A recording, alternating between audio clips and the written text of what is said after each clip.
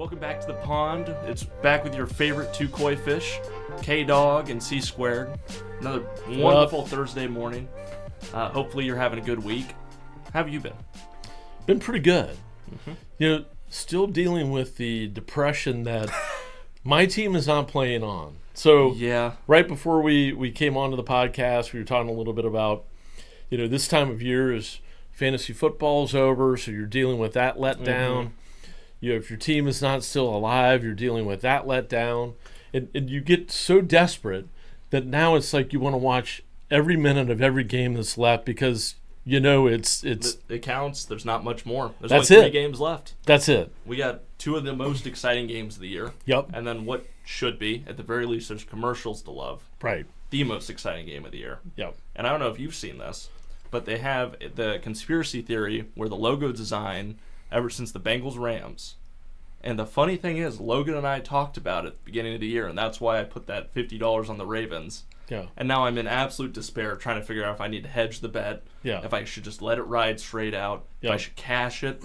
It's chaos. But the fact that it's made it this far, that people at the beginning of the season were thinking Ravens 49ers at one point, and it's held true to the top 4. Yeah. I mean, I'm not saying there's a conspiracy. Yeah. But damn, is it hard not to believe it sometimes. So, and you're talking about the Super Bowl logo, right? The colors of the logo. It has purple and red in it. Yep. And then in addition to that, there have been releases of programs from weeks ago that talked about the Super Bowl and the show. Right. And it said the Ravens and the Niners, the Ravens and the Niners, the Ravens and the Niners. So and they have the news, the people on Canadian news, I think. Yeah. One of them said, Super Bowl matchup Ravens versus 49ers. It's like, Jesus Christ. Yeah. Between the refs for the Chiefs, all this shit for the Ravens, I don't know what I even like anymore. Yep. Everything's upside down. Yep. I can't sleep. No, I'm just kidding. But it's getting exciting. Coaching Carousel's taking off. Yep. We had 4 amazing games this past weekend, Saturday, Sunday. I mean, this is the best time of the year for the NFL, in my opinion. And so much more to go, right? I mean, and here's the beauty. Your team's out of it, right? Right. You're still watching. You're still enjoying. It's fun to pick the games. Yep. It's fun, that whole element of the betting part of things. That makes it even more exciting than it used to be. Back in my day, when I was your age, we didn't have any of that shit. No. The only way you were betting is if you knew somebody that knew somebody. Cousin. That's right. And the new season, I think the new NFL season officially starts every year in March. Right, because that's about draft season and free agency type of stuff, I remember. You get done with the Super Bowl. Super Bowl's in February? February 11th, this year at least. Second weekend of February, typically. I think that's the latest it's been, actually. Maybe it's first. And they keep pushing that back. Right. And then the NFL, the new season for next year, the business of the new season starts in March. Damn. So you literally have, and that's why they talk about how hard it is to repeat. Yeah. Because if you've been a team that played all the way to the end, like the Ravens and the Niners are supposed to, right, then that means you've got 3 weeks before the business starts again. What off season? Yeah, exactly. There isn't. And so the coaches are worn out. The players have played more games than anybody else. Right. So it's a little of a double-edged sword. That's why it's so hard, I think, to repeat. And that's that hangover. Yep. I mean, people always talk about the hangover, Chris. Yep. I think if I remember the start of the season, they always say bet on the loser of the Super Bowl. Well, it doesn't really play into this, but regardless, the winner of the Super Bowl is always supposed to lose their first game because there's been no stoppage. They don't get that break to rest. Sure, some of these players might have gone on vacation on the bye week in between their seed 1 and their first game, basically the playoffs. But it's so hard. I mean, it's just like every sport. Everyone says, well, you have this off season. No matter what age you play a sport from, there really isn't much of an off season if you're trying to be great. And think about it. If you're the team that wins, I mean, how many players on that team, stars, get endorsements they didn't have before? Yep. I mean, starting from, you won the Super Bowl. Where are you going? Oh. Disney World, Jeez. And I mean, it starts there and then it just amplifies. It does. That's why teams that repeat are really, really impressive when you think about it. I mean, because of all the distraction, I completely agree. It takes me back to the Rocky movies with good old Burgess Meredith playing his trainer. Yes, and he's like, "Let's get out of here, Rock. Let's go back and do it like we used to. We don't need all this show and all this crap. Let's go back to the gym." And it's that. It really is. Because you lose your edge when you get full of yourself. Well, yeah, you get comfortable. Yep. And, you lose it. And that's why that, not to segue, but that Patriots run that they had was so incredible. Incredible. And I really don't think we'll ever see it again. I love, from a Chargers standpoint, Patrick Mahomes is an amazing player. I only hate him when he plays the Chargers because he's so fucking great. Yep. But that's why it's hard for me to think that team will ever even come close to the Patriots, because it's such a unique thing to do that well for that long. Yeah. It's unheard of. And to do it during cap times now, too. Right. So the challenge of how do you pay all these people? Things that weren't in place at one point. Yep. It's even more difficult than it was in the 70s, 80s, and 90s. Exactly. And that makes it even more impressive to me. I completely agree. And not to segue one more step, but how is Belichick not getting interviews from 32 teams? Yeah, or 28 if you want to get to the Final Four, but you get what I mean. Yeah, the report I heard yesterday on NFL Network Radio was that there's real thought now that Bill Belichick really wants to take a year off. Okay. And see what other things pop up. He did have a second interview with the Falcons. Yeah, I think the Falcons is all he's interviewed with so far. And so there's a real thought that he's waiting and wants to wait another year. There are some teams that could come up a year from now. Very possible. And once you get done, maybe you initially are kind of ready to run right back, but once you pause a second and think, I think it makes you kind of go, do I want to do this shit again with a whole new situation? One thing to do it again every year with a similar situation. I agree. So I don't know. That's interesting though, taking a year off. I wouldn't blame him, because rushing back into things might be disastrous, especially if he's sitting there with the Falcons and they're telling him who they've got on their staff right now, mixed in with what he wants to do. So that might be positions that he wants to take and or oversee. And it might just be a lot the more he thinks about it, looking at the team and the depth and what they've got and what their goal is. Super Bowl's the goal, but how you get there is different with any team. And again, when you really look at that, he's going from one fire into another fire because the quarterback situation in New England, not good. I mean, New England had, for the first time, I think in Belichick's time there, they had no Pro Bowlers. Right. And even though the Pro Bowl is kind of a goofy thing, that's kind of odd. Yeah. Even for fans not to want to have one of their players. Yeah. That says a lot. No, I completely agree from that angle. Yeah. And then you got Atlanta, who isn't sold on Desmond Ridder. And so he's going right back into the same shit he's just coming out of. Yeah. Who's your quarterback? Why the rookie's not panning out? I get it. But it is funny because I think in the past it's felt like we've heard coaches getting hired a lot quicker. I agree. It feels like this year I don't know if it's thorough or they're reaching more into the void to try and find someone. But I think a lot of it has to do with how many coaches have been fired in the last 2 years. I think so. I think there's either a big supply. Goodell maybe said, hey fuckers, like we can't keep firing these guys and paying them when they're not part of the league anymore. Yeah. Or everyone's finally realizing that just hiring the youngest person and Hail Marying in the dark is not the way to go.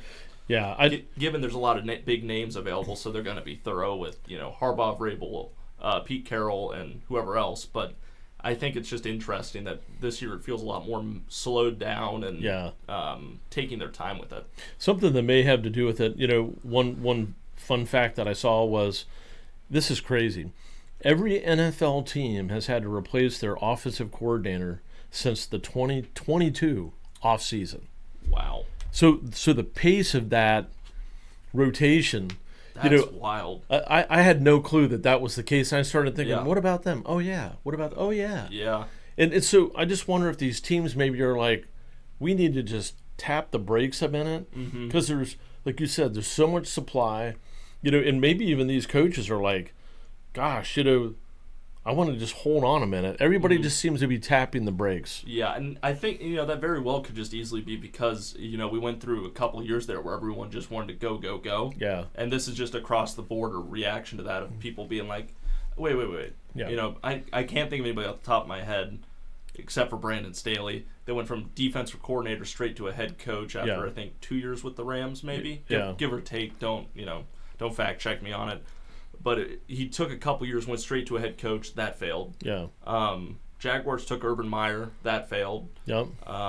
There's been a few of these Gruden out of retirement for the Raiders. That failed. Yep. It feels like it's slowing down in that regard, which I Yeah. don't hate because that means better football, and better football makes everyone happy. And it does seem like there are some really good young talents. We've had some that haven't worked out. Cliff Kingsbury with the Cardinals. But you see, he's back in the race too now. And he's back in the race now too. Yep. So, you look at these teams, and we'll get to this, but you look at Ben Johnson with the Lions. His name's being mentioned with a lot of everywhere. The Packers and Matt LaFleur, and look at what he's done in his OC. Yeah. And then you go to Kyle Shanahan and look at what they've done. And I mean, these are all young, up and coming guys that really haven't been around that long. No. And all these OCs underneath, even those young coaches, are getting a lot of attention because of the success that they've had. Right, at the rapid rate. I mean, it's crazy. It is. I completely agree. Just going to say these other teams are looking at that going, how do we get there? Yeah, and here we are, the same shit. Do we blow this up and do that youth movement? Right. Or do we give this, what do we wait and give this more time? Yeah, what's the long-term plan look like? Yeah, it's very interesting. It definitely doesn't help that it feels like a lot of these offensive coordinators are getting immediate head coaching jobs as soon as they have a good season. And the NFL is all about offense now. Yeah, it's ratings. Better offense means ratings, better views. Yep. Better defense means people are asleep. Yep. No doubt about it. So it's interesting. Every single thing that's happening in the NFL, when you look at it, is all about the ratings, and it's all driven by offense, protect the quarterback, even though we've seen so many different quarterbacks play this year. I mean, the injuries were crazy. Not for a lack of help from the referees on keeping them safe. How many rules have they added in the last 5 years to protect the quarterback? Yeah. How many subjective rules have they added that, it only takes one referee to go, that was a little hard. And then, you get some of these other quarterbacks. Herbert's the only one I can think of off the top of my head, where he's blasted on the sideline of the Raiders game after he's run past the end of the thick white line, and they're like, oh, no, that's legal hit. It was only the ex-Charger that hit him that hard out of bounds because the little fucker's pissed that he went to the... Yep. And you get it. And offensive holding on good pass rushers... Yeah. It has to be egregious now. If it's what used to get called all the time, they won't call it now. Right. So again, giving the edge to the offense to protect the money men, the offense side of the ball. Yep. It really is big time happening. And real quick, one other note: we were talking a little bit about the coaching and the interviews and some of that. Right. Pat Kerwin, who I think used to be like a GM or something in the NFL. Okay. You can listen to him on NFL radio on Sirius XM. Right. Guy's really good to listen to. But he was describing the other night when I was listening to it, the interview process and how it used to work. And it used to be like these extensive day and the next day a half-day interview. Wow. And then he goes, they would ask you everything from, okay, now you're the coach. Tell me the first 10 things you do. Oh, Jesus. Tell me about a relationship, in your family that doesn't work for you and why. Like all this stuff. All the interviews that are going on currently now, except for, I believe, Harbaugh and Belichick and maybe a couple others, most of them have been Zoom calls. Interesting. Last maybe an hour. So very brief, very broad. So I don't know if that's... the teams are just making their way through maybe getting a feel in a different for each process. Guy. But it used to be right from the get-go a more extensive process than it is now. Damn. So that's very strange. Crazy to think about, but I would assume COVID helped with that in the regards of you can do video meetings and then from there feel it out, given they're probably not geographically, close perhaps. And if they have, both have 5 o'clock on Tuesday open, they can just do it right then, right there, and keep it fast and easy. Because, I mean, you're hearing about some of these teams that are interviewed 5, 10 GMs, 4 or 5 head coaches. Even if it's not breaking news, it's still they've done the interviews. Right. So it's a wild process now. It really is. So a lot more to unfold there, and maybe some more we'll hit on here. Who knows during the podcast. But do we have any pick to talk about from? Koi Pond pick missed 4 and 5. The 4 and 5. Chief Bills hit 51 over under. We took the under. My mistake. That was kind of a 50-50. I didn't I hadn't done as much research because I was hell-bent on the Ravens game. Yeah. And, that is what it is. Right. If at this rate, we'll go 4-8, and then we'll go 8-8. So there you go. We'll be all right. Even though I do like the pick this week. We'll see how it pans out. And then we've got a special of the week picked out for later in the episode. All right. Sounds good. Shall we do our review of last week? Yes. Let's dive into it. Let's go into the divisional round review. Yes. So it started out on Saturday with the Ravens handing it to the Texans. Well, it didn't look that way at the beginning, though. Tell you what. 34-10, Ravens. It was 10-10 at half, and I had never been sweating as much in my life. That was, you have to assume that was Baltimore had the bye. Yep. Knocked the rust off. That picture of Lamar Jackson going down to the tunnel at half was damning. Yeah. And they came out and they scorched earthed them. I mean, that second half wasn't a game. Yeah. You're talking about Lamar at halftime, ripped into all of them. Yeah. Well, there was a picture of him going down into the locker rooms. Yeah. And he's just death staring the bench. No kidding. And so that instantly became a meme. And then they came out and went 34-0 in the second half, which is, or maybe not 34-0. It was 24-0. Yeah. And I heard that in the locker room he went nuts at halftime. And was screaming at him and saying, "Good. Do you know how rare it is to get this chance? And I'm not getting any younger." And so it's awesome to see that. You got to have that fire from somewhere in your team. And it's felt like for so long Lamar's been looked at as the lead by example. Agree. He's, put up incredible stats in his career each season, done very well. He was questioned last year if he was a good quarterback. Yep. And so to show that he has that fire, and the team obviously responded very well to it, or, got the message at the very least, and they end up destroying the Texans. I mean, it only adds to them for me. I mean, kudos to C.J. Stroud and D'Amico Ryans. Yeah, great season. I mean, that's an amazing season. Incredible. From no one expected that at all. That's one of those that you had it and you probably felt like it slipped away, but I mean, that's incredible to go from no one expects shit to getting through the first round of the playoffs. And let's face it, the Ravens defense is awesome. That defense is crazy. CJ struggled, but it's his first big game. Yes, it's the Ravens defense. Baltimore's not an easy place to play. I think they no pun intended, fly under the radar because you don't think of Baltimore as that place. You think of Lambeau, you think of Dallas, you think of San Francisco, you think of Arrowhead. All these really teams have been good and whatnot throughout the years of having this crazy home field advantage. But Baltimore has the Orioles and the Ravens and not much else to root for. No. They had 229 yards rushing and just ran over them in the second half. Yeah. And I mean, the Texans just had nothing left in the tank. No. It just destroyed them. That's just, it is what it is. It's unfortunate for the Texans, but I'm happy for the Ravens personally. There you go. They roll on. Yeah, no kidding. 49ers, Packers. Man, the Pack had this game. They had it. It felt like the 49ers took a lot longer to get that rust off, hypothetically. Yes. Say what you want about it. Green Bay was in Dallas. They had that game. And then went into San Francisco and almost had it. 21-14 in the third quarter. Should have gone up 24-14. Mm-hmm. And I think missed the field goal there. I believe so. Yep. And it just kind of fell apart from there. They had probably 3 opportunities in that second half to put it away. Yep. And I thought they're going to do it. Up until the fourth quarter, I was thinking, this is crazy. Green Bay's going to do it. Yeah. And then, you have that last drive from Brock Purdy. Looks amazing after he's looked a little rusty the first, 3 quarters of the game. Yep. And they do it. And it was just mind-boggling to think about. And then the pick after that. With Drew Greenlaw. Yes. Dre Greenlaw. Yeah. But anyway, potato. Picking that off, running back, again, a little Brett Favre-esque there by Jordan Love, kind of slinging it and gunning it. And he really didn't have to do that in that moment, but he was doing what he's done and trying to make a play. Right. And hard to blame him there. You got to make mistakes at some point. God, though, they had that thing. And, 2 tough picks for Love, one earlier in the game. Right. McCaffrey, 2 touchdowns, doing his thing.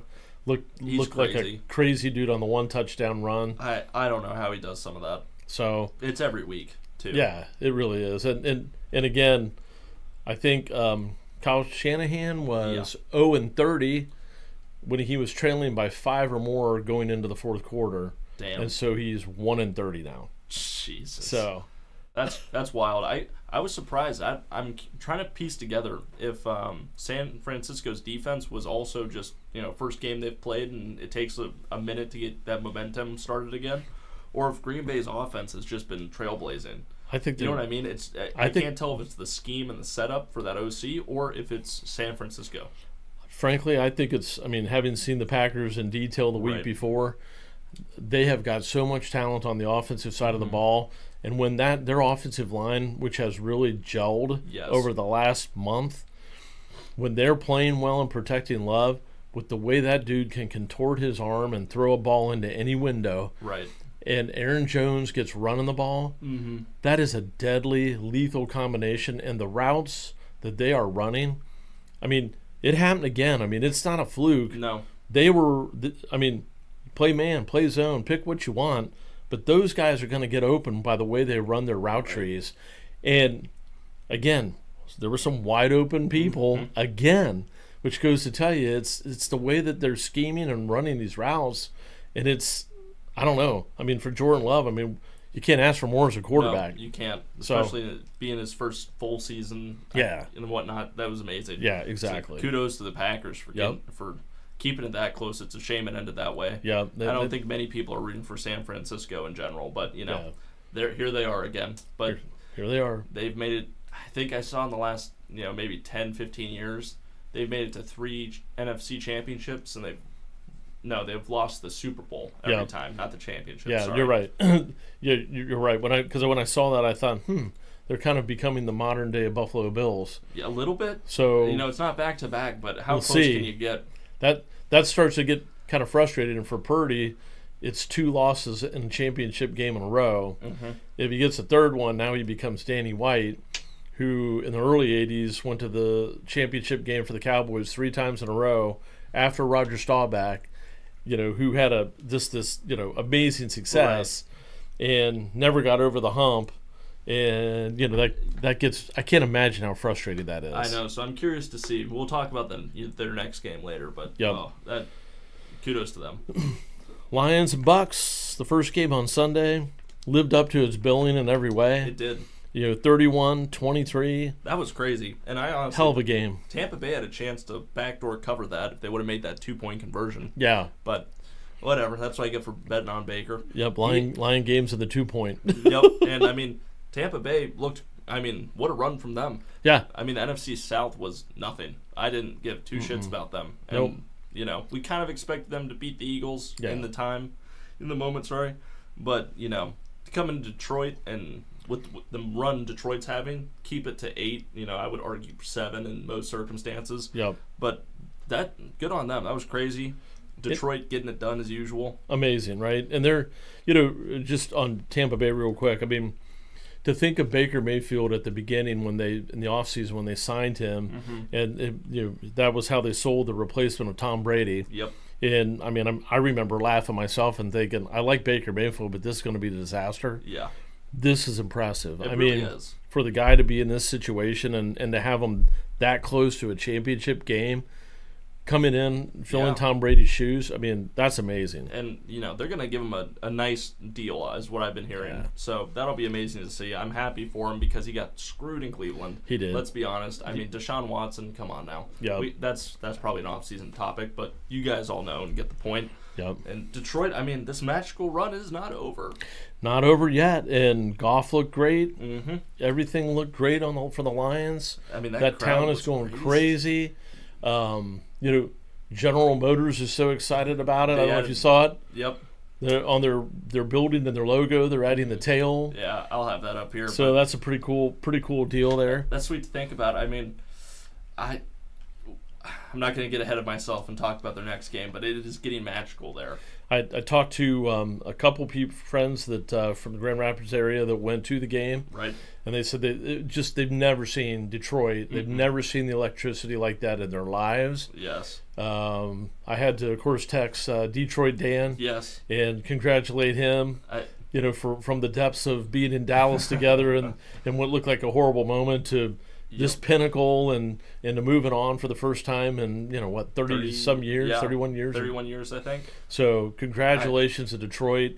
To see somebody who hasn't been to a Super Bowl have a shot here is exciting. I think everyone is comfortably rooting for Detroit in their own way. I don't know if you've driven through downtown Dayton with when it's dark, but blue lights are on everywhere down through downtown, and I'm sure that's because of the Lions. It might be. That's hilarious. So that's really awesome. Cool to see everybody that stoked. It is. And incredible internet coming out of Detroit. That there's a bunch of kids that were at the game. They're like holding up signs and whatnot, and people are just memeing them just because they're like, you weren't there for the drought. You have no fucking idea. You don't deserve to be there. I do. So incredible internet all around from Detroit. It's fantastic. Awesome to see. Love to see that team doing well. So Jared Goff is the first quarterback in NFL history to snap a 10-plus year playoff win drought for multiple teams.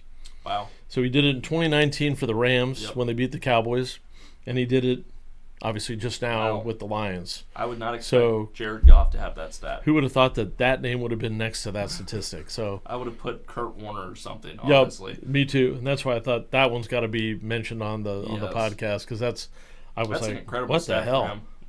That's fantastic. Awesome. Yeah, no doubt. All right, on to the last game of the divisional round review. Man. Chiefs 27, Bills 24. That lived up to the hype. That was a hell of a game. And it was crazy for every reason. Could have gone any direction. I mean, any direction. You had Travis Kelce having 2 touchdowns, throwing the heart up. Taylor Swift was his own thing. You had Bass missing right. You had Diggs having a shit game. You had Davis getting mad at everyone. You had Mahomes proving that he's Mahomes. I mean, fucker won't die. How many weeks ago did you say, are the Chiefs just kind of toying with the regular season because they know once they get into the tournament, they'll just turn it on? That they turn it on. And this game, I think, really was epitomized what you were saying, because there they are, playing a team who's been hot as could be at home. They got hot at the end of the season at the right time. And Josh Allen had a hell of a game. He did. Again. And in all due respect to the Chiefs, the Bills should have won that game. But unless you talk about Pacheco fumbling out of the end zone. Right. Because then this game turns to, would that be, is it then 34-24? Yeah, and then could be. That end drive doesn't matter. Right. Could be. You're right. The what-ifs will drive anybody crazy. Hindsight's fucking 20/20. Yep. But the Chiefs had a couple mistakes. Yep. I'm not going to say they had a lot, because they really didn't. Yeah. But the Pacheco out of the end zone's crazy. And then to only win by a field goal. Was that Pacheco or was that Hardman? Maybe it was Hardman. Okay. I'm not 100%. Okay. I thought it was Pacheco, but I was. And that brings up that whole rule of the fumble through the end zone again. They're talking about wanting to change. Yeah, it's come up a few times, and yeah. But I mean, incredible game. I mean, it was. Diggs misses that open ball. I mean, perfect throw. It's a hard ball to catch. Yes. But if you're a fucking wide receiver one, and I sound like a bitch ass guy for saying this. No, you don't. But it's actually, that's what you're paid to do. Yes, catch the fucking ball. It's such a. And I don't like taking the stance for what it's worth. But I do give Josh Allen credit. He didn't have an overreaction. No, when he dropped it, and he could have. He could have. But he also can't see through all those linemen to see the camera angle that people at home. You could kind of see him as he's watching. You get the sense he sees it drop, because you see him start to go like he was going to go like this, but he kind of went up and just put his arms down. He knew in the moment he couldn't do it. Yeah. Or couldn't have this crazy reaction and throw the team off. Yep. But I mean, what a crazy game. Bass to miss it right. Oh my God. 44 yards wide right. That's not an easy kick, but I'm not gonna say I could have fucking kicked it, because there's no way in hell I can. Anybody that's watched me kick a soccer ball knows that. Shout out the boys, but that is so just frustrating as a Bills fan. People are kicking from 60 these days. Tucker being in the playoffs is damning. So let's just. And when I saw that kick go right. And it wasn't close. I could not help but go back to the first of the 4 consecutive Super Bowls that the Bills lost in the early 90s. Mm-hmm. Because guess what? Scott Norwood missed a ball by a foot wide right. Not from 44, it was 47. But that's damn close. Close enough. It just is a little side note on that game. The defensive coordinator for the Giants, who won the game 20-19, was Bill Belichick. The wide receivers coach for the Giants was Tom Coughlin. Oh, dear. And those two go on to win 8 Super Bowls between them. Yep. Against each other. By the way, Coughlin's 2 came against Belichick. 6 were Belichick, 2 were Coughlin. 10 total appearances then, with 8 Super Bowl victories between the two at least. And how crazy is that, right? So what a nutty. I mean, does it not feel like the Bills are cursed? As soon as that kick went right, I'm like, oh my God, it's the same shit from '91. I mean, we talked about Cowboys curses, all 17 of them. You can talk about the Chargers just consistently, averagely booty cheeks. We can all agree with that. We've shown the numbers on podcast 3. Defeat from the jaws of victory, yes. Every time. But the Bills, can you not just look at that organization, at history, historically, and not go, boy, that sucks? Jane Slater, who typically is more localized to the Cowboys, but also national broadcaster, right. She said this last week. She goes, I think Cowboy fans need to just shut up. She goes, because nobody has it more miserable than the Bills fans. You're there 4 times. You didn't win any. Yeah. Cowboy fans, you won 3 in that same period of time, basically. And then you lose this game in a flash, in a year where you probably should have gone. Yes. You lose it not in any kind of arbitrary way. No. But in a flashback of a wide right. Yes. The same fucking thing that went wrong. Right. This isn't like, was it Vikings, Saints? Yeah. Bills, Saints, like something like that with those PIs back-to-back years. This is simply just make the fucking kick. I mean, take an open wound and pour sea salt and dump fire sauce on top of it, and it wouldn't be more painful than what the Bills Mafia has had to go through. I cannot even relate. I mean, it's terrible. Given everything considered over what I can remember in the last 5 years of just how teams have won it, how teams have lost it, damn. Jim Kelly, Thurman Thomas, Bruce Smith, Andre Reed, on and on and on. Bill Polian, one of the best GMs ever. Yeah. It sucks. Oh my gosh, brutal. That's brutal. So Bills, I don't know, man. Feel for you, Chiefs. Yep. I can't say I'm that surprised. I would have rather had the Ravens playing the Bills for my bet. Yep. It is what it is. We'll talk about what's gonna be the bet.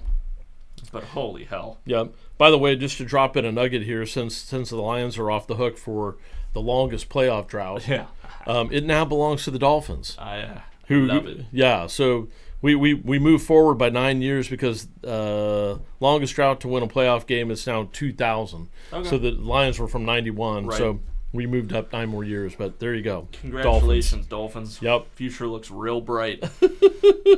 All right, sir. What do you want to hit next? Well, we've already pretty much touched on the Coach Carousel. The only one thing I wanted to touch on there was just we didn't talk about Harbaugh, I don't think. No, we haven't talked. Not specific coaches. Yeah, but it does sound like contract discussions are heating up. He was supposed to meet with the Ravens a second time today.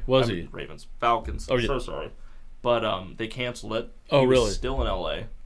Oh, no kidding. So I think the second interview with the Falcons probably got moved.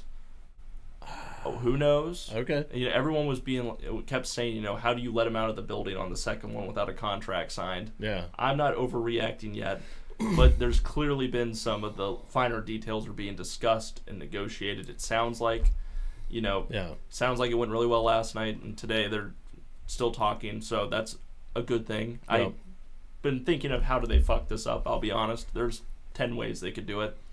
But it sounds also like Pete Carroll really wants the Chargers job. Really? Yes, which only then leads to more of the Seahawks definitely gave him the boot out of Seattle and are did it nicely. They tried to make it more of a love you, Pete, time to go, get out of here, you old fart. Again, we know he didn't want to go. No. So. And it's only more evident now because he wants the Chargers job, and that's come out publicly now.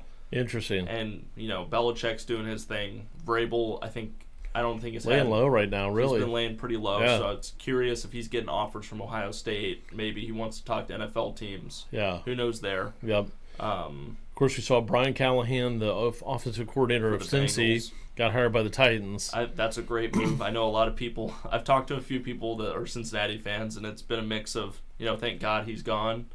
And also, they got to the Super Bowl. They did amazing with Browning. the record's not terrible. Not bad. They may have ran it a few extra times or gone for deep balls when fans didn't think he should have, but his record's incredible. His resume is pretty good. So it really was. And by the way, he's the son of Bill Callahan, who is regarded as one of like the offensive line gurus, best of all time in the NFL. Yeah. Bill Callahan, I think, I'm trying to think currently who he's with, but anywhere he goes, the run game gets immediately better. Yeah. He was with the Cowboys for a period of time, Okay. and the guy just knows what he's doing. So win for the Titans, it sounds like. Yeah, and if he brings his dad over there with him, perhaps. At the very least, talks to him about schemes or something from the sound of it. So personally, I think it's a great hire. Yeah, Titans I still think fucked up with the Vrabel thing, but I'm sure, I bet it was 50-50 from the parties. I bet he was mad at the organization, and they were done dealing with him.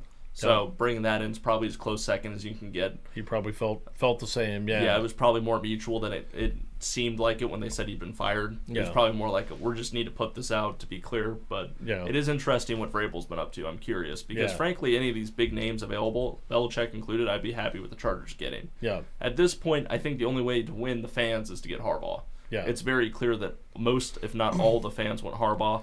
To get this far in the contract negotiations, it would be a letdown not to get him. And I think he's playing it smart by leveraging Michigan, LA, and Atlanta all against each other to see who gets the best deal from. Yeah. And I don't think he really wants the Falcons. I think that's a leverage deal. Yep. He'd be happy with the Chargers, but if Michigan gives him something that he can't refuse, he will easily take that. And if you look at it from everything that has been leaked out, if it is true, it probably is. Why wouldn't he be doing it? Yeah. He's trying to get every contract situation the perfect deal for him.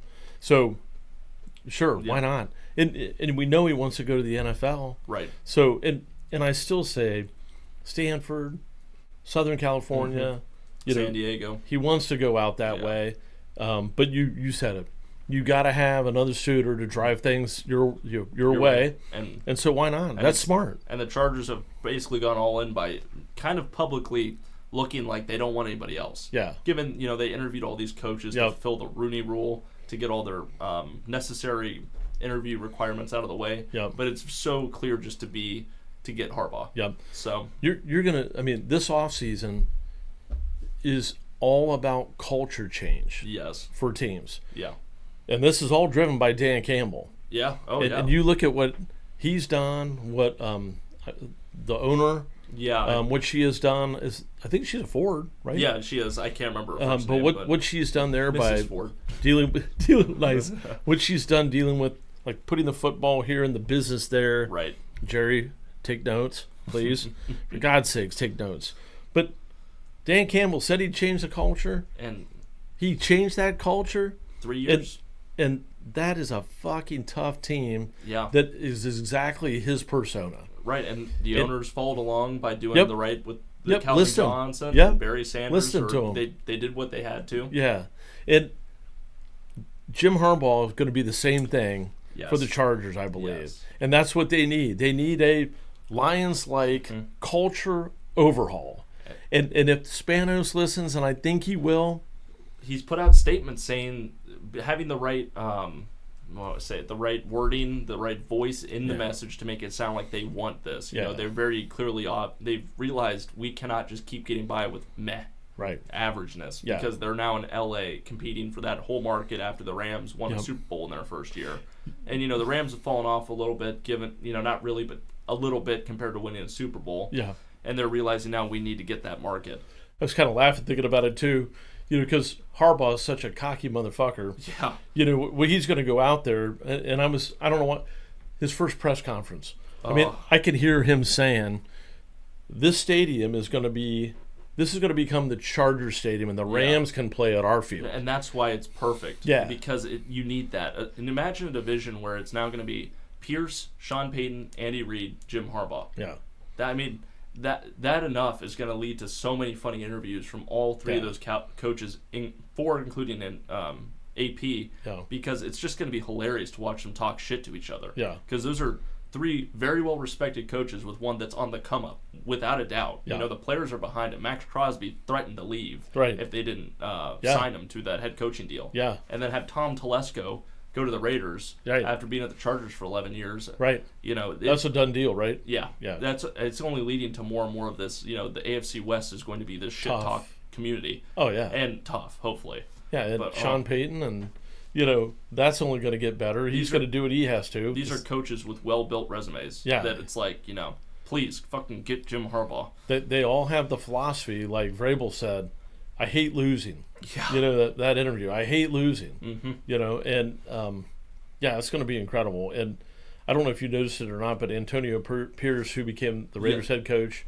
Tom Coughlin, who was his coach with the Giants when he played at the Giants, is going to become an advisor to him to help him kind of get things going with the Raiders. So the Raiders just got even better. Yeah. Because as we know, Coughlin beat Belichick twice at the Super Bowl. He knows what the hell he's doing. Yeah, he does. And, look to the Broncos to probably get rid of Russell Wilson this offseason. I would agree with that. Yep. So Lord knows if they trade up with the first pick. Yep. It's John Elway. That fucker will buy a team. I hate his guts because he's such a flashy son of a bitch. Yeah. But leave it to him to go and buy a team this year. Yeah. You're hearing talks about Travis Kelce maybe retiring if they win the Super Bowl. Yeah. So if the Chiefs come down and the other three come up, Lord only knows what happens to that division. Yeah, not to get on an AFC West rant. But it's true. My initial feelings. Yeah, just on the surface, without a doubt. Your rant is real. It is the most improved division right now with moves made to date, and it's vastly improved. Yeah. And if Jim Harbaugh signs with the Chargers anytime soon, it's just going to go like this. Because again, that guy is going to come in and kill something. Yeah. That's for sure. I hope so because that roster is not bad. And with this fifth pick, if they get Brock Bowers, if they get one of these wide receivers that's every year it seems like now they're supposed to be a great class of wide receivers. Yep. And just build a solid team with some decent play calling. Yep. He's an old school coach that it's not like Staley where we had to hear about statistics 24/7. Right. Why'd you go for it on fourth down? Why'd you fake punt this? Why didn't you go for fourth down here? With these stupid inconsistencies that statistics are trying to get dragged into where there's nothing to be brought up from, it's going to feel good. It's going to be better. Harbaugh's a guy that goes in and focuses on fundamentals. Yeah. And his team is going to kick your team's ass. Yeah. And period. That's the bottom line. And players will respect him because they know he's done it with San Francisco. Yeah. He's done it with Michigan. He's proven, and they want to win a Super Bowl. They don't want to be the laughing stock. Right. No more than the Lions want to be the laughing stock. I'm wondering what during this interview process that with the cap and whatnot, they're gonna have to make some tough decisions with player personnel on players that a lot of fans have loved throughout the years. So I'm very interested to see how many of those questions. It'll be 5 years from now that this gets brought up, but. What players he wanted to get rid of, what players he wanted to keep if he's not the head coach. Yep. So, very interested to see how this turns out. Yep.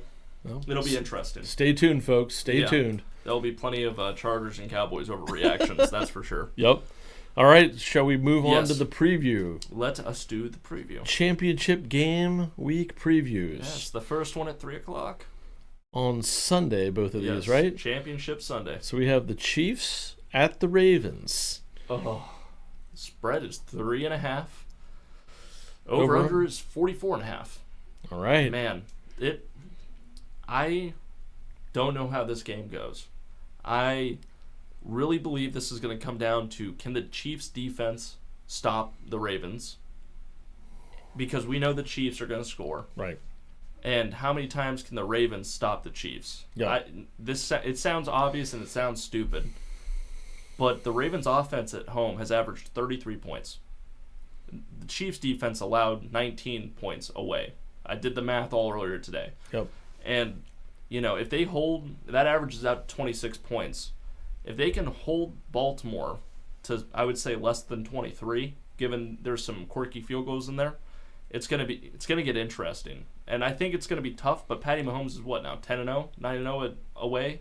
I think so. There's some crazy stat that he hasn't lost yet on the road, given it was just his first playoff game on the road. But they keep talking about this crazy stat that I can't remember now. Oh. But I predict this game is going to go 26-20 Baltimore.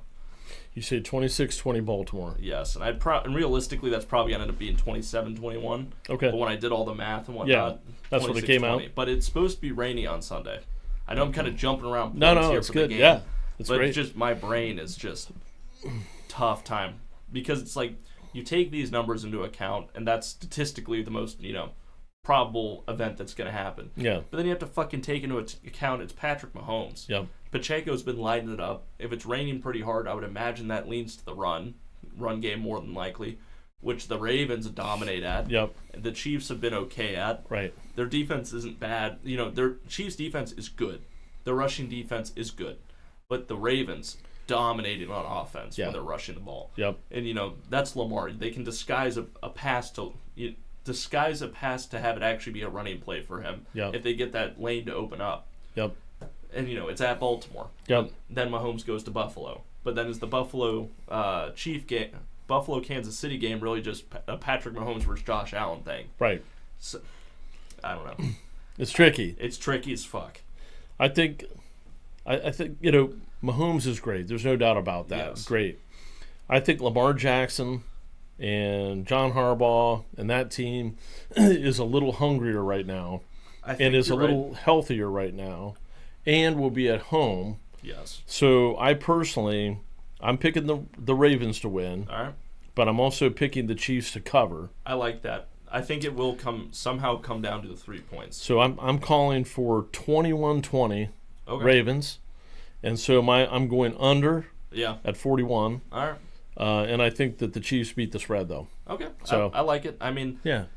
It's going to be interesting also because the Bills, I guess, had no starting linebackers in that game. Mm-hmm. The Bills had a beat-up defense aside from their safeties, so then that only leaves Travis Kelce over the middle 24/7, which it looked like that's what they did. Yeah. The Ravens on defense, as far as I'm concerned, are healthy and dominant. Yeah. That starting line, whew, yeah. Pacheco might fold like a chair and be out in the first play. It's going to be tough. It's going to be a tough, tall order. And if it's raining in Baltimore, I feel like the fans will only be more amped up. I think the Ravens are going to have one of those 230, yards rushing kind of game. Keep the ball away. Yeah. And they're very decisive with like Lamar Jackson run plays.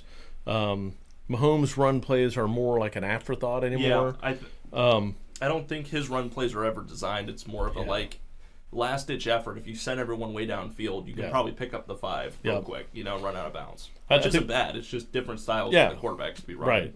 And I think the Ravens, across the board defensively, just have more than enough talent to handle Mahomes. It feels like and their team. Yeah. And I think the defensive coordinator there, who's a hot prospect, he will has done a hell of a job too. Yeah, so he will be gone after this season. I think Lamar Jackson wants it more, and there you go. Yes. So I completely it's close, agree. but yeah. I think the edge you'd have to give it, plus Justin Tucker.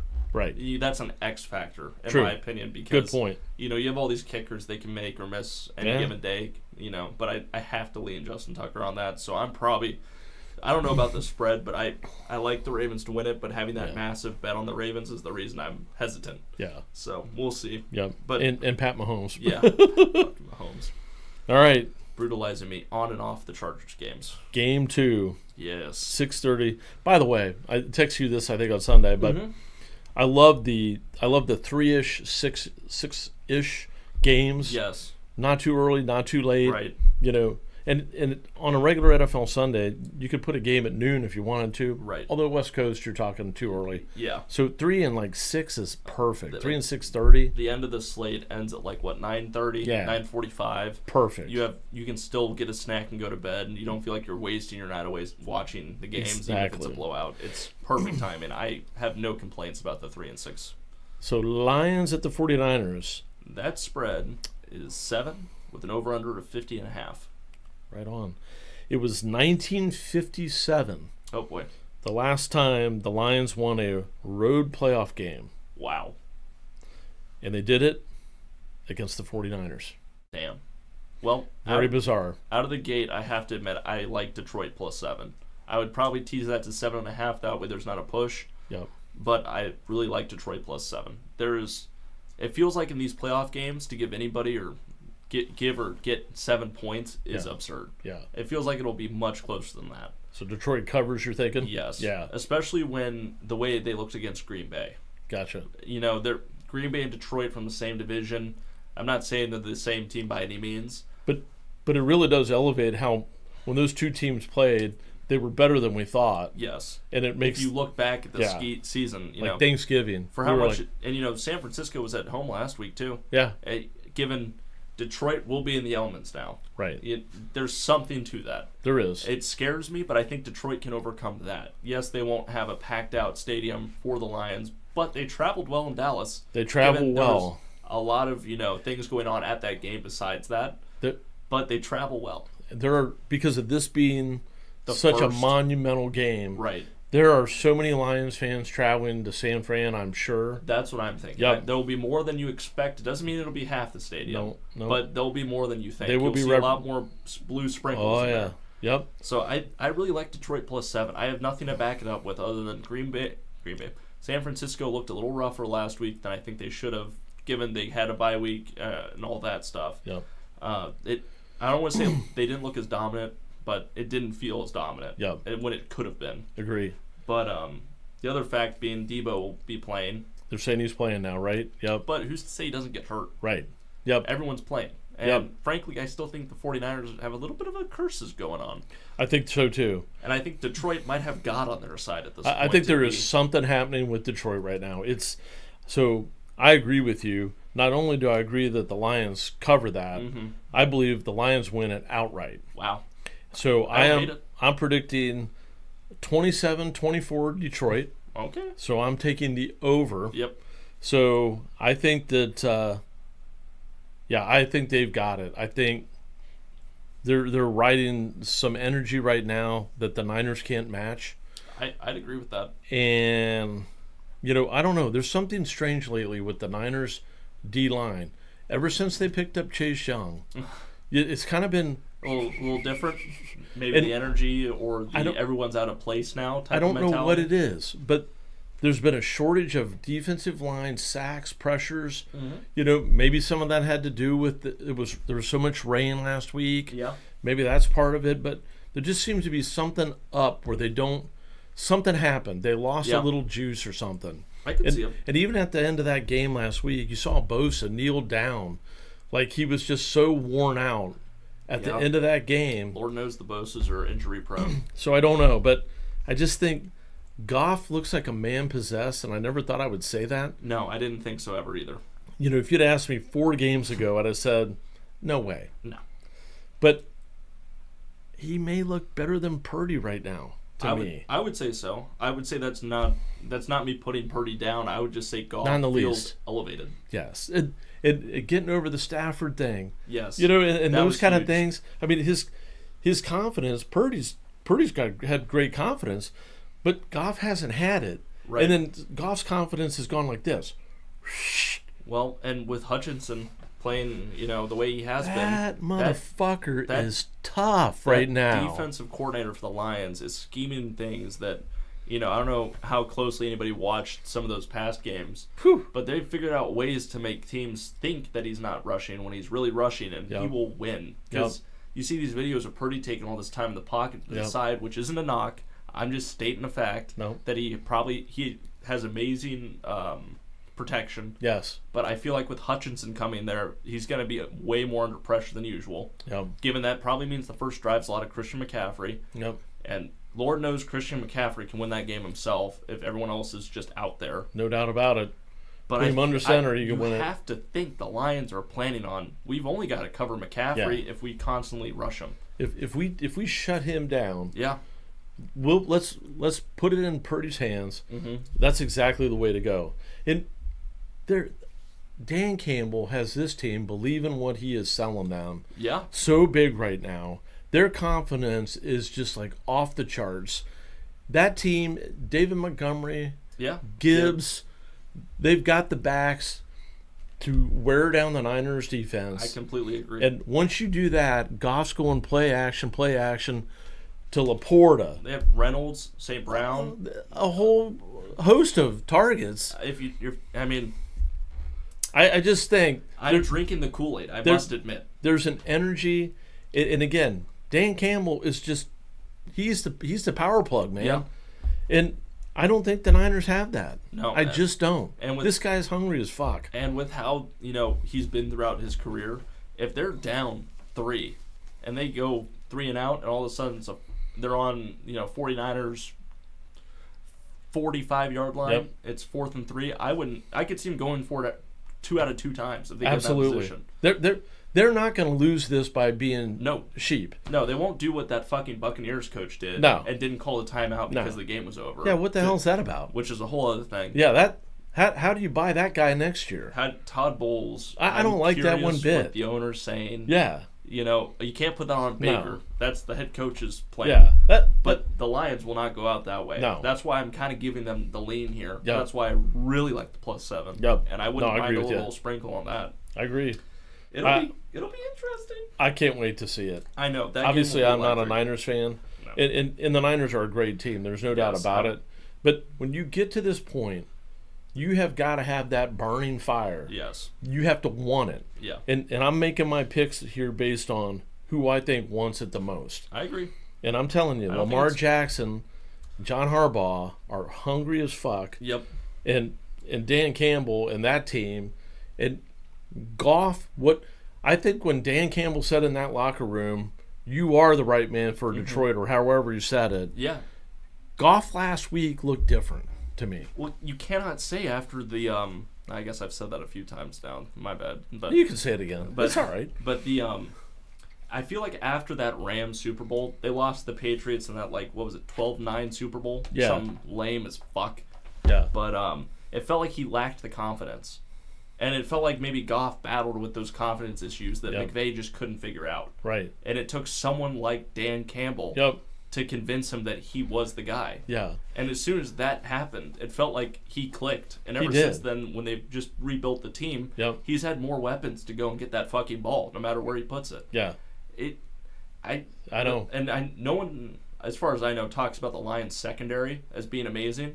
But I mean, it seems like if Dan Campbell tells them they're getting a pick, they're gonna fucking find a pick. You know the under heralded guy out of that secondary that was, I think, got the offseason was Gardner Johnson. Yeah. I'll tell you what, watching that game on Sunday, somehow I missed that he was even there. Yeah. And then when I saw that, I'm like, wait, what? They got him? Yeah. I'm like, oh shit, that explains a lot. So and you want to talk about, and we're gonna talk a lot about drafts. Oh yeah, mock drafts, simulations, and all this stuff starting after the Super Bowl probably. But you want to talk about a team. You look at where the team was last year, and you say, did they draft to help their team now? And I mean, you look at a lot of teams. They drafted people. Okay, they're okay, fine, whatever. They're not. The Lions draft Jack Campbell, the linebacker. The people they drafted, Laporta. Yeah. I mean, they drafted some serious motherfuckers. They sent Hawkinson away. They sent Williamson away. Yeah. And they got people for those roles that had just as good a year as this year as they had last year, and then they made it better. And all those players are Dan Campbell. Yeah. They are Dan Campbell. It's carbon copies, and they're just 11 of them. He went looking for himself in the talent, and they hit it big time. They did, and their draft was crazy good. Yeah, and I was just thinking about this. The other reason I kind of, not to jump back and forth with y'all, but that I really think the Ravens could do this is, you just look at the Chiefs wide receivers, and you're like, okay, you got to cover Pacheco, you got to cover Travis Kelce. And then you just have to wait for those other wide receivers to make a mistake. Given Rice has had an incredible year, but Tony, I don't even know all if he's the rest played. of them. But it feels like one bobble, there's going to be someone there to catch it. Yep, I agree with you. I'm not to say Lamar won't fumble in this game, but it just feels like there's going to be a couple extra opportunities for the Ravens that give them that 3 points. Agree. Not 3.5, but the 3. Yep, so I agree with you. I just thought about that while we're talking about the Lions. I think you're right. They just don't. And it's at home. It's raining. I don't. And it's not like Patrick Mahomes has never played outside before. Right. I'm not saying that. I'm just saying when you're in the rain at your own stadium, you're the number 1 seed. Baltimore hasn't been this hype since Joe Flacco. It feels like they really want it. And I could just see this being one of those frustrating games for Mahomes. For the things you just said, the things that he's putting the ball right where it needs to be. Mahomes will be perfect, but that does not mean a wide receiver can't screw that up, and it'll look like it was Mahomes. Is all I'm saying. And have they not dealt with that all year long? Right. And so, they've gotten it as far as they can. Yeah. But it is going to be their Achilles heel, and there's just no question about it. And I get they beat the Dolphins, they beat the Bills. Dolphins are not that good. I thought about Dolphins, they played at Arrowhead in the cold, a hot weather team in the cold with Tua, a banged up offense, and an absolutely decimated defense. I mean, Ramsey played in that game. Yeah. Where was he? Nowhere. Yeah. Xavier Howard and whoever his name was, the linebacker, were hurt, so it didn't matter. Right. They win that game 26-7. So then they go into the Bills. After they got done playing in the coldest game ever, they play in probably what felt like tropical weather. Right. And they play a Bills team that's been plagued by, curses mentality, whatever you want to call it, with no Gabe Davis, a dropping Diggs, a very hurt linebacker core. Yep. And, he wins on the road for the first time. That's great for him. But all they had to do was throw to Travis Kelce over the middle, who was not even covered on most of those. And I can't imagine he's hard to miss. Yeah. Again, what the hell, right? Undisciplined defense, it felt like. And now they go to Baltimore, and people are saying, the Chiefs got this.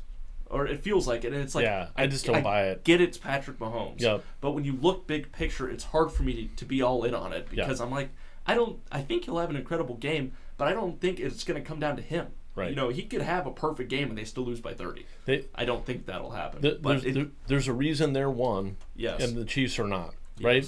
Yes. And you could say that about the Niners-Lions, but the difference there, I would say, is how the team is peaking at the moment. Yeah. And it happens every year where a team in the last couple weeks, the misnomer is it happened 6 weeks ago, 4 weeks, 3 weeks. No, the momentum hits in the next game. Mm-hmm. They're doing that. They're almost getting better each additional game. I completely agree. Because they're buying it. Yeah. They believe it. Once they believe it, it's real. Yeah.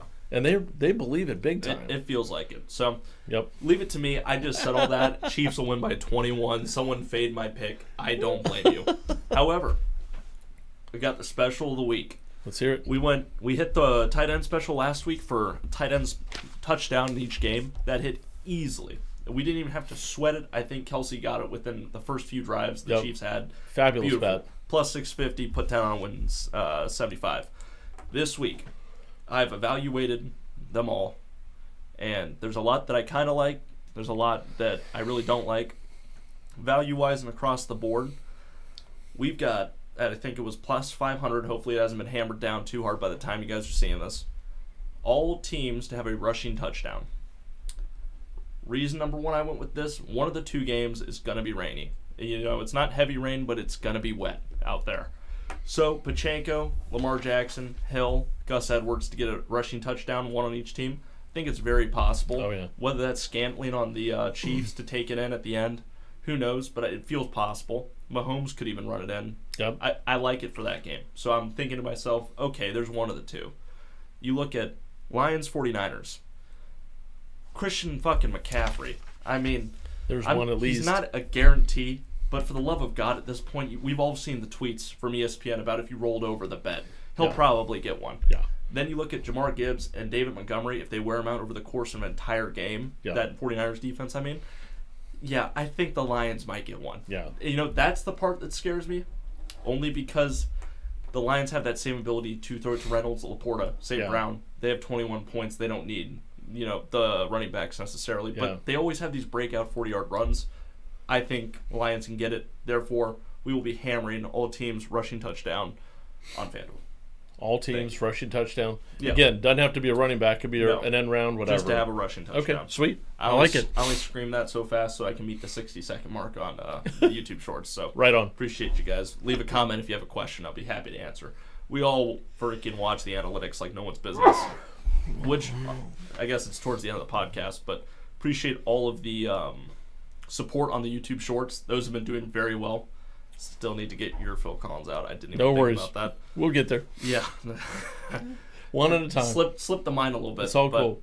Well, it was an exciting result of the bet. Yes. For sure. Yes. To get that out very timely, I think, because that was pretty cool to watch that unfold. Mm-hmm. So it was on the game during the games. Frankly, lucky guess. But it made a lot of sense. It worked. This makes a lot of sense too. I liked it. Usually these are a little bit harder, but when it's 4 teams, it's makes it simpler. Yeah, and given the running back situation on each team and the rushing situation on each team, I like it. You can look at rushing defenses all you want, but 10 to win 50 or 10 to win 60 technically. Yeah. It's hard to let that slide by. Right. But appreciate all the support. I think that's about all I had for this. That's it. That it?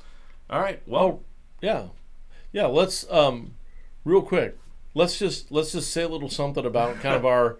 I forgot about that. I was going to start with that, but let's just say a little something about kind of introducing our background a little bit more to the fine listeners out there. This is kind of the idea here was just to tell you a little bit about kind of our related sports or successes or whatever, how we kind of got into wanting to do this sports podcast. We had talked about this podcast for quite some time. Yeah. Honestly. And then it took a little bit and then a little push to shove and we finally we are. got it rolling. Yep, exactly. You want to go first or you want me to go first? Do you have yours off the top of your head? I could probably come up with something. Yeah, go ahead. All right. So my name's Colin. I think at this point you guys probably figured that out. I've been a diehard Chargers fan since I was probably 10, 11, back when Phillip Rivers, LaDainian Tomlinson, and Antonio Gates were playing on there, and cursed myself ever since just because I like the logos and the guys playing on it. Big fantasy football player for pretty much the entirety of the Chargers tenure. In the last 3 or 4 years, as the gambling scene has blown up, I have found a love for being an absolute degenerate.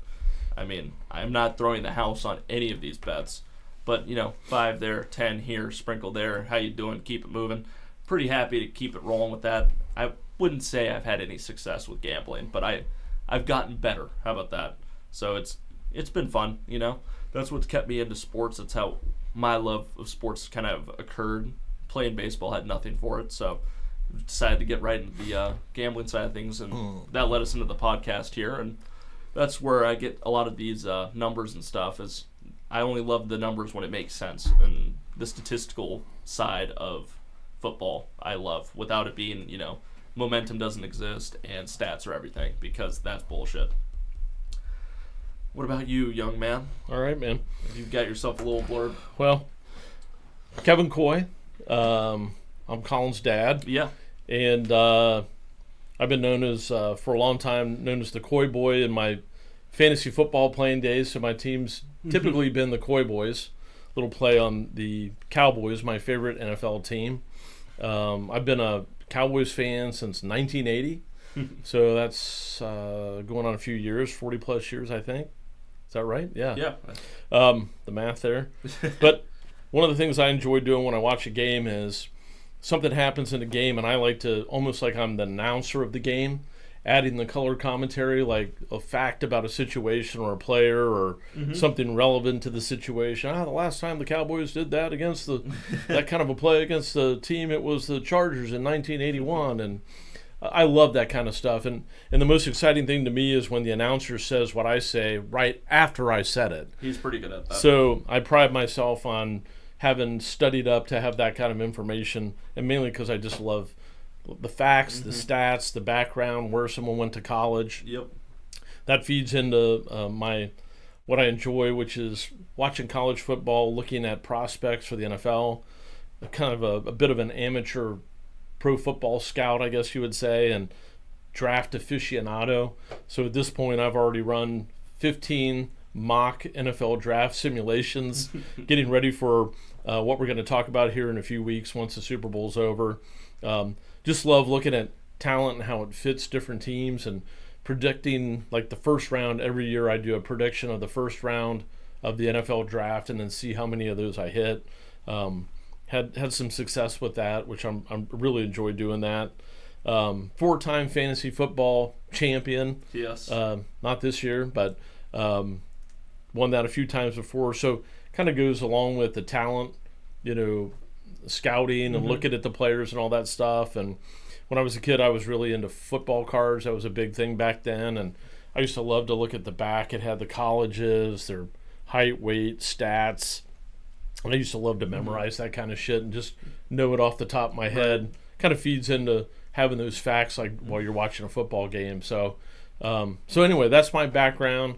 The podcast is something that we kind of brought up a while ago, and we talked about for a while, and after X amount of months of having the stuff and having started it, we just kind of sprung it up, and got to start somewhere with the first episode, and I think we've done a pretty good job building off it ever since. Yeah, appreciate all the viewers and subscribers. Oh, and, the love's been great. If there's a suggestion, I mean, you're the reason we're here and the reason we want to keep doing this. And hopefully we're giving you information that you don't get any other place, and bringing it all together in an entertaining, fun, educational kind of way. Lord knows we've got some hot takes sometimes. We sure do. Given who's playing. Yes. But it's been fun. Don't hesitate to drop us a note, a comment, if there's something you'd like to hear more of, less of, that kind of a thing. We're always, like I said, watching the analytics like a hawk. So if you comment, there's a good chance within about an hour we'll see it. Yep, given any direction. But, But again, thanks for watching, and thanks for being here. And anything else? Nah, I think that wraps it up for this week. All right. We'll look forward to Championship Sunday. And we will see you all next week for the Super Bowl Sunday preview. I guess we'll have 2 weeks of that. Yeah, there you go. There's a week in between. Yeah. But, we'll have the matchup next Thursday. Well, perfect. After Sunday, but you get the gist. Well, have a great week, everybody. Yes, Thank you. And we will see you next week. Take care. Koi Pond